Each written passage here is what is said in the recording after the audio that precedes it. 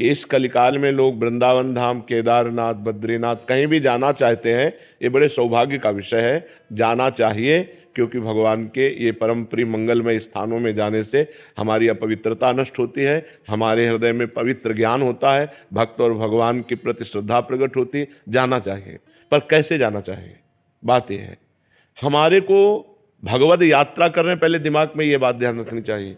कोई भी संसारिकता, जैसे पति पत्नी के संबंध है, गर्लफ्रेंड बॉयफ्रेंड, पिकनिक मनाना या इधर उधर इंद्रियों का दुलार करना, ये बात नहीं होगी। इससे घोर पाप की प्राप्ति होगी।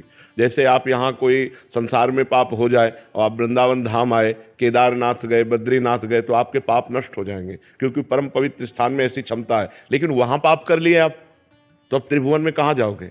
जहां आपको निष्पाप होने का स्थान भगवान ने बनाया है, यहां जब तप करोगे, व्रत उपवास करोगे तो तुम्हारा मंगल होगा। तीर्थों में उपवास करना चाहिए, चाहे भले एक दिन उपवास करे, खान पान का संयम रखे और ब्रह्मचर्य से रहे। भले एक दिन रुको, 2 दिन रुको, लेकिन ब्रह्मचर्य से रुको। ये पिकनिक मनाने वाला माहौल कि चलो बड़े पहाड़ हैं, बड़ा दृश्य मनोरम है, हम चलकर अपनी काम भावनाओं को और विकास दें, ये विनाश का कार्य होगा, ये पवित्र कार्य नहीं होगा। पूर्व में गाँव से जब कोई बद्रीनाथ केदारनाथ जाता था तो वो बोलता था, तुम क्या समझते हो, हम केदारनाथ हुआ है, क्या झूठ बोलेंगे?